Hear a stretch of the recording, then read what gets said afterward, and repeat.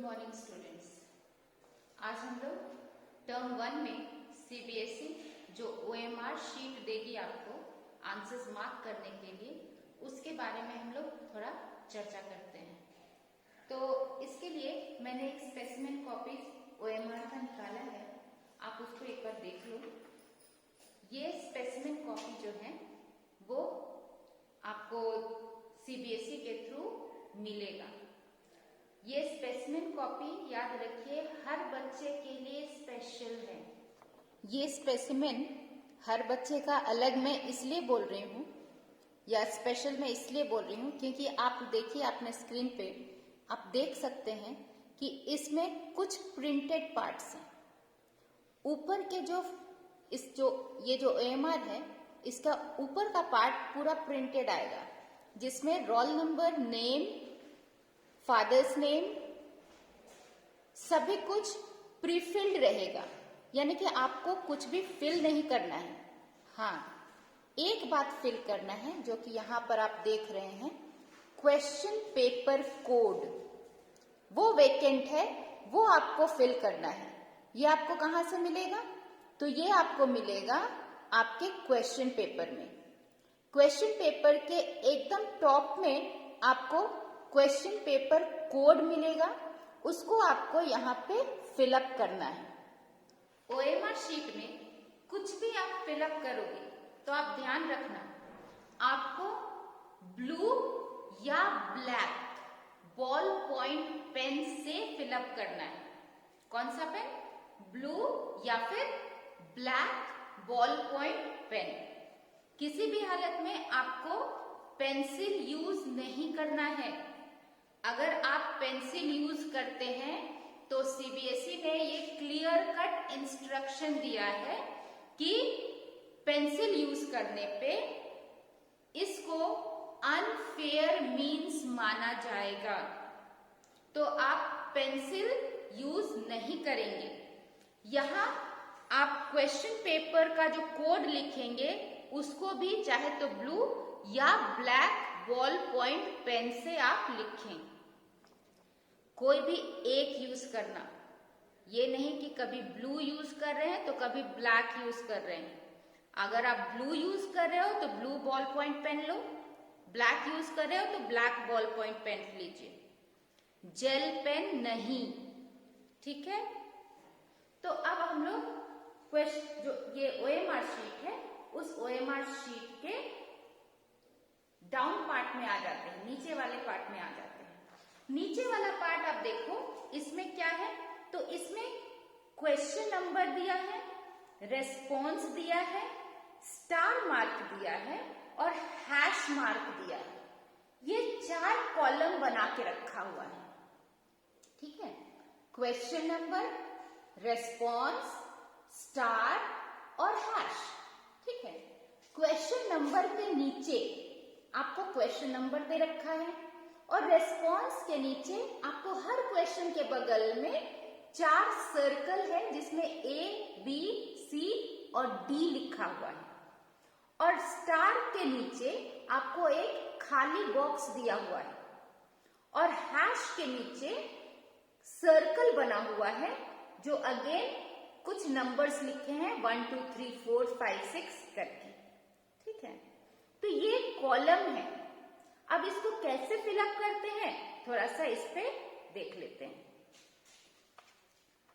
अब देखिए, सबसे पहले आपको ये जानकारी होनी चाहिए कि आपको कौन से सब्जेक्ट में कितने क्वेश्चंस अटेम्प्ट करने हैं। हर क्वेश्चन पेपर, हर सब्जेक्ट का क्वेश्चन पेपर का डिजाइन अलग है। किसी में सेक्शन A है, B है, C है, किसी में सेक्शन A और B ही है। तो हर क्वेश्चन पेपर के डिजाइन के बारे में आपको आइडिया होना चाहिए। वैसे अकाउंट्स और बीएसटी का क्वेश्चन पेपर डिजाइन का एक वीडियो हम लोगों ने पहले भी शेयर किया हुआ है। ठीक है, तो आपको क्वेश्चन पेपर का आइडिया होना चाहिए कि हर सेक्शन में जितने भी क्वेश्चंस आपको दिए हैं उनमें से कितना क्वेश्चन आपको अटेम्प्ट करना है। जैसे अकाउंट्स का सेक्शन ए में हम लोगों के पास 18 क्वेश्चंस हैं, लेकिन आउट ऑफ 18 हम लोगों को सिर्फ 15 क्वेश्चंस अटेम्प्ट करने हैं, ठीक है। और इसी तरीके से चाहे कोई भी सब्जेक्ट आप ले लो, तो हर सब्जेक्ट का यही प्रोफोर्मा है। आपको कुछ सेक्शंस में क्वेश्चन पेपर डिवाइडेड है और उस क्वेश्चन पेपर के उस सेक्शन में जितने भी क्वेश्चंस दिए हैं उसमें से आपको एक specified number of questions attempt करने हैं, ठीक है। तो हम लोग यहाँ थोड़ा सा अकाउंट्स का ही ले लेते हैं। तो सेक्शन ए में हम लोगों के पास 18 क्वेश्चंस हैं और हम लोग को 15 क्वेश्चंस अटेम्प्ट करने हैं, ठीक है। तो अब देखिए 1 से 15 यहाँ है, सेकेंड कॉलम जो हमारा है 16 से 30 है, थर्ड कॉलम में 31 से 45 क्वेश्चन नंबर है और फोर्थ कॉलम में 46 से 60 क्वेश्चन नंबर तक है, ठीक है। तो हम लोग को एक सेक्शन ए जब अटेम्प्ट कर रहे हैं तो क्वेश्चन नंबर 18 तक है, उसमें से हमको 15 क्वेश्चंस अटेम्प्ट करने हैं। हम 15 क्वेश्चंस कोई भी चूज कर लिए और उसको अटेम्प्ट कर लिए, ठीक है। अटेम्प्ट कैसे करेंगे?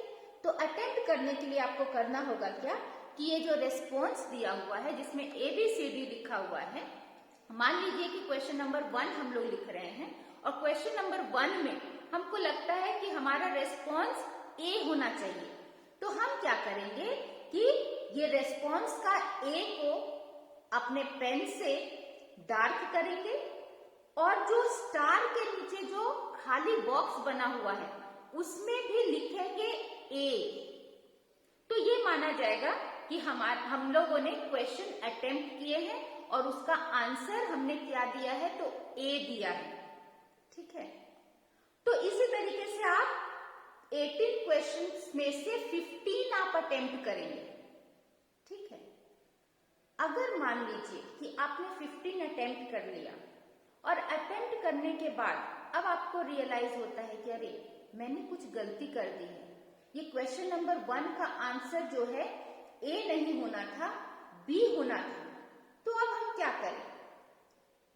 तो हमारे पास एक ऑप्शन है, ये जो भले हम लोगों ने यहाँ डार्क कुछ भी किया हो, रेस्पॉन्स का ABCD में से डार्क कुछ भी किया हो, ये जो हमारा खाली बॉक्स है उसमें हम जो भी कुछ लिखेंगे वही हम लोगों का करेक्ट आंसर माना जाएगा एज पर CBSE, ठीक है। तो बॉक्स में जो भी कुछ आप लिखेंगे वही करेक्ट आंसर है। तो बॉक्स में आप एक सिंगल लाइन से उसको कट करिए A को और वहां पे B लिख दीजिए, तो आपका आंसर B होगा। मेरा तो सजेशन ये है कि आप सबसे पहले यहाँ पे डार्क कर लीजिए, एक बार जब आपका क्वेश्चन खत्म हो जाता है तो एक बार गो थ्रू कर लो और उसके बाद ये बॉक्स फिलअप करना, क्योंकि बॉक्स आप जो फिल करोगे वही करेक्ट आंसर माना जाएगा, इरेस्पेक्टिव ऑफ कि आपने रिस्पॉन्स में किसी को भी डार्क करा हो, ठीक है। इसके बारे में अभी थोड़ा सा मैं डिटेल में इसको समझाऊंगी, ठीक है। खैर यहाँ हम लोग बात करें कि आउट ऑफ 18 हमको 15 क्वेश्चंस अटेम्प्ट करने हैं, ठीक है। अब 15 क्वेश्चंस तो अटेम्प्ट कर लिए, कोई भी 15 होगा। जो क्वेश्चन आपने अटेम्प्ट नहीं किए हैं उसको एकदम ध्यान से आप करिएगा क्या कि ये जो हैश के नीचे जो सर्कल बना हुआ है 1 2 3 4 लिखा हुआ है, ठीक है। तो हैश के नीचे जो सर्कल है उसको आप जरूर डार्क करिए। डार्क करेंगे तो ये इंडिकेट करता है कि आपने वो क्वेश्चन नहीं अटेम्प्ट किया है, और अगर आप डार्क नहीं करते हैं तो भले आपने ये रेस्पॉन्स खाली छोड़ा हो, ये बॉक्स खाली छोड़ा हो, फिर भी वो क्वेश्चन आपका अटेम्प्टेड माना जाएगा और फर्स्ट 15 क्वेश्चंस आपके देखे जाएंगे, भले वो सही हो गलत हो, लेकिन मार्क्स आपको उसी पे मिलेगा और बाकी के जो 3 क्वेश्चंस रहेंगे वो करेक्ट होने पर भी वो चेक नहीं किए जाएंगे।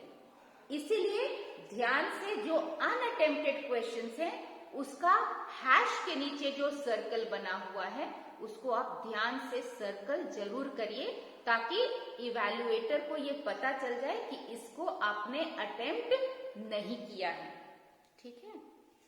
तो आप ध्यान दीजिए क्या कि जैसे ही आपको OMR शीट मिलता है, आप क्वेश्चन कोड लिखेंगे और नीचे एक वेकेंट जगह आपको नजर आ रहा होगा, एक बॉक्स बना हुआ है। उस बॉक्स में एकदम ऊपर में ही कॉर्नर में एक सेंटेंस लिखा हुआ है। क्या सेंटेंस है? तो आप सुनिए, I confirm that all the particulars given above are correct.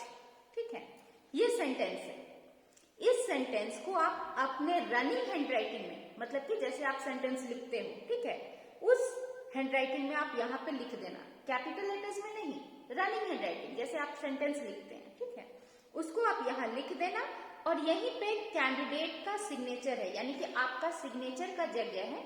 तो आप जैसा एडमिट कार्ड में साइन करते हो, आप वही सिग्नेचर यहाँ पे कर दोगे।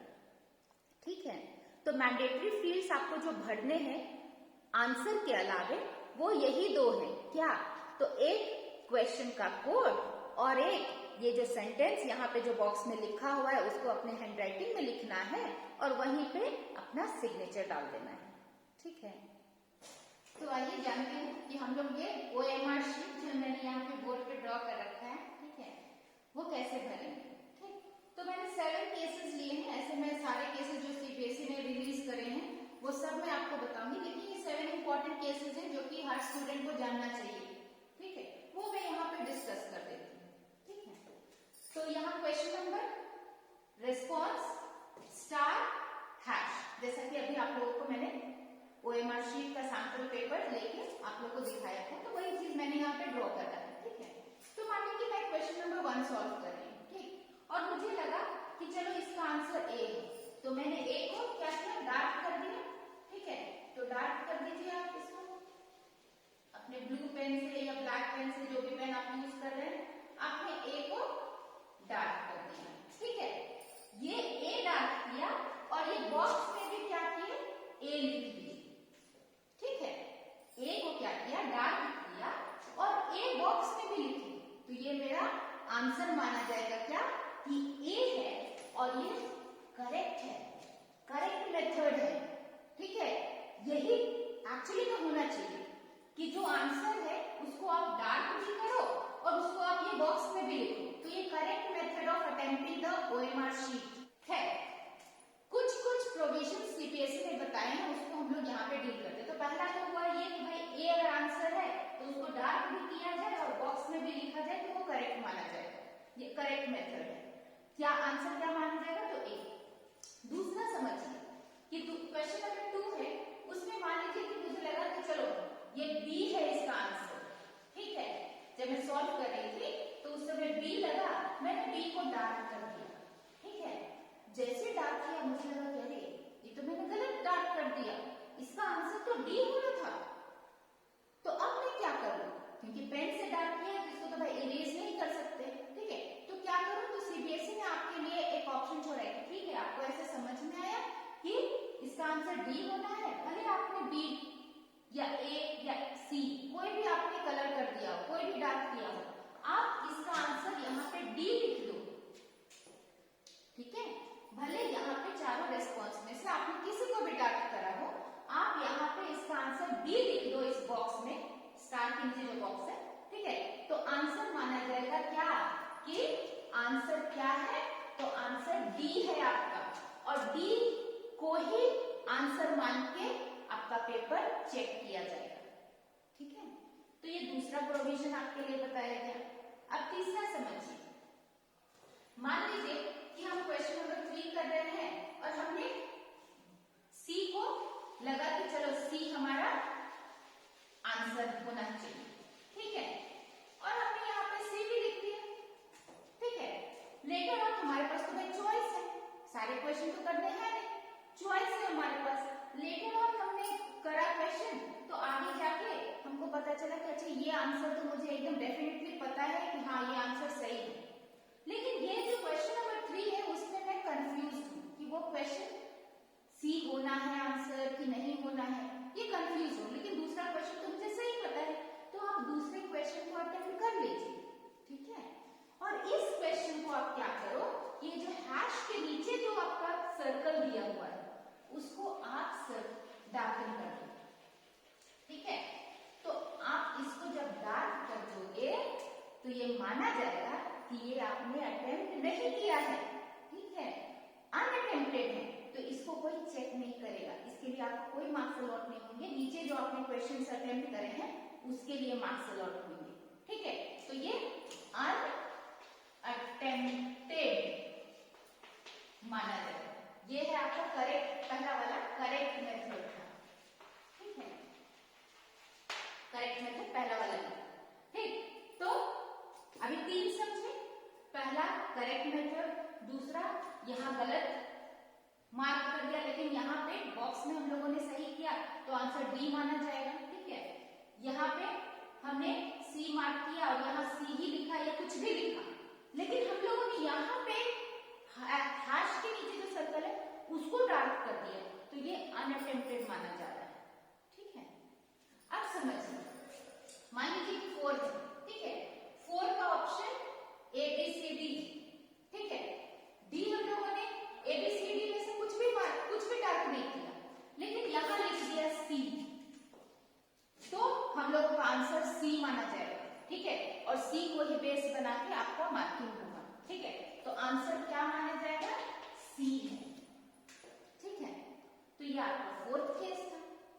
5th केस में आइए, मान लीजिए कि ABCD कुछ हमने मार्क नहीं किया, ये बॉक्स को भी नहीं मार्क किया, ठीक है, ये बॉक्स को भी नहीं मार्क किया और ये भी नहीं, हैश के नीचे जो सर्कल है उसको भी नहीं मार्क किया, ठीक है।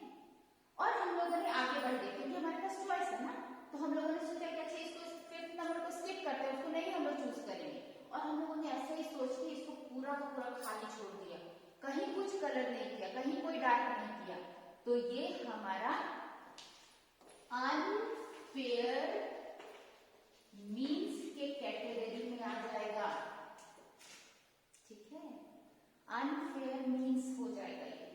तो अगर आपको ऐसा लगे कि हाँ ये क्वेश्चन है, हमको इसको अटेम्प्ट नहीं करना है, छोड़ना है, हम आगे वाला क्वेश्चन को अटेम्प्ट करेंगे, ठीक है, तो आप क्या करो, 6 नंबर में वो समझा दे रही हूं, आप क्या करो कि ABCD इसमें से कुछ भी मार्क ना करो, ठीक है, ये बॉक्स को भी आप खाली छोड़ दो, ठीक है, लेकिन हैश के नीचे जो सर्कल है उसको आप डार्क कर दो,